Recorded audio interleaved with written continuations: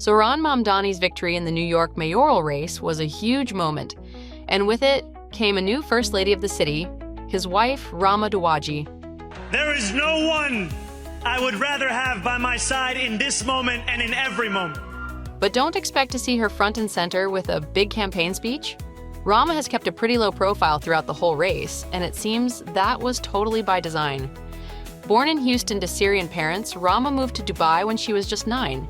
She grew up between Texas and the Middle East before eventually making her way to New York. She's got a creative side, studying illustration and visual essay at the School of Visual Arts here in the city. But even with that artistic background, she's kept her life mostly out of the public eye.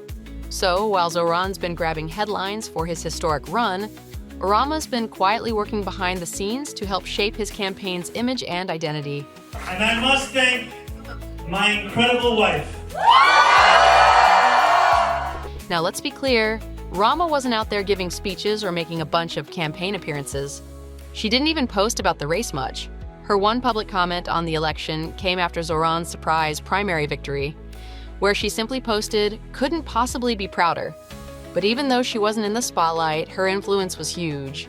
Rama helped design the campaign's logo and branding, creating the bold yellow, orange, and blue aesthetic that became a staple of Zohran's grassroots movement.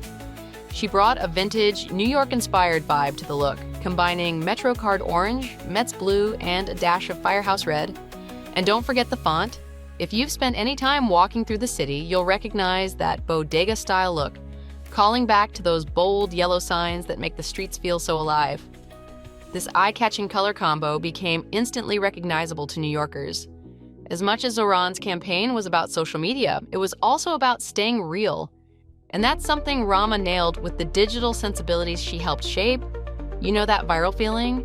The one where people feel like they're part of something bigger? Yeah, that's part of her work too. Through all of this, Rama's been right there with Zohran. When he voted in the primary, she was by his side. She even joined him on The Daily Show later. And when Zohran gave his final rally speech, there she was, in the crowd with over 10,000 supporters, cheering him on from the stands.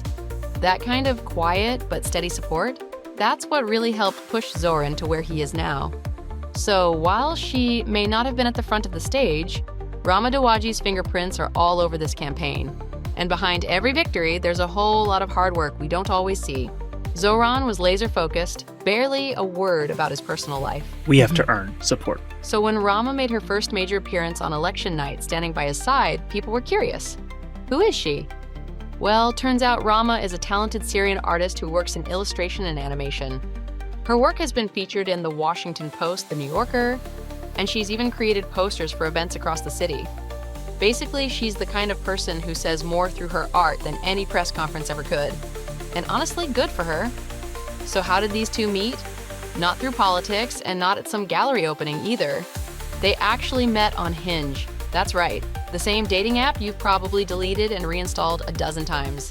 I met my wife on Hinge, so there is still hope in those dating apps. Hinge PR team, you paying attention? And yes, they're already married. Zohran shared in an interview that they tied the knot in a civil ceremony earlier this year at the city clerk's office. But before that, they had a celebration in Dubai with Rama's family. Photos from the event show a joyful gathering, and despite what some online critics claimed, the venue wasn't exactly over the top. According to reports, ceremonies there cost about $72 per guest. So, basically the same as dinner and drinks in Manhattan.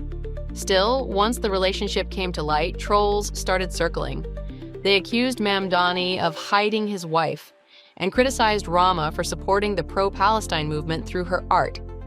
Some even tried to frame their Dubai celebration as some sort of scandal, but Mamdani wasn't having it. He posted photos from their civil ceremony on Instagram and addressed the situation head-on. He wrote, "3 months ago, I married the love of my life, Rama. Now, right-wing trolls are trying to make this race, which should be about you, about her." And he kept going. "Rama isn't just my wife, she's an incredible artist who deserves to be known on her own terms. You can critique my views, but not my family." A clear and powerful response. We have to stand up and fight back. While Rama has mostly stayed quiet throughout all this, she did post a sweet election day message. It was a photo carousel, some adorable photo booth pics from an Eid celebration, a classic "I voted" sticker selfie. and even a childhood snap of Zohran that honestly belongs in a campaign ad. Her caption? Couldn't possibly be prouder. How cute is that?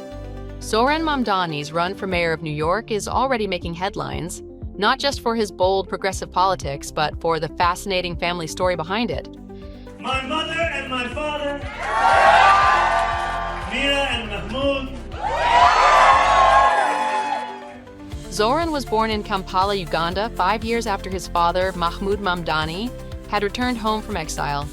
Mahmoud, one of Africa's most respected political thinkers, had been expelled from Uganda back in 1972 by dictator Idi Amin because of his Indian ethnicity. Later, in 1984, the government of Milton Obote went so far as to revoke his citizenship altogether, after he spoke out against their policies. Stateless but unshaken, Mahmoud eventually returned in 1986, determined to rebuild. Zohran's mother, meanwhile, is none other than Mira Nair, the award-winning filmmaker behind Monsoon Wedding and Mississippi Masala. Yes, that Mira Nair, the one who made Denzel Washington swoon on screen long before he was people's sexiest man alive. Filmmaking is a disease and you have to be sick, and I'm super sick. Yeah. Together, they're a powerhouse pair. Both Harvard graduates, both global voices, both deeply committed to art and activism. Mahmoud currently teaches at Columbia University. So it's no surprise their son grew up steeped in conversations about justice, politics, and storytelling. Sometimes all at once. After living in Uganda, the family moved to South Africa when Zohran was 5, and then to New York when he was 7.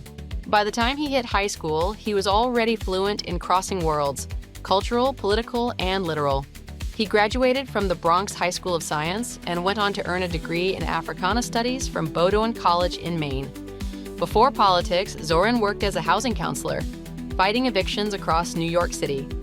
He's described that time as transformative, the point where his ideals met reality. But here's the twist. He also had a creative side.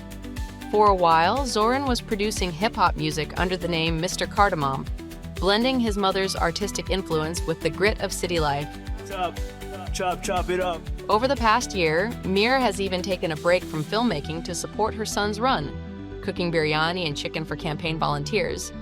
His father, now 79, says with a smile, "We hadn't bargained for being parents of a prospective mayor.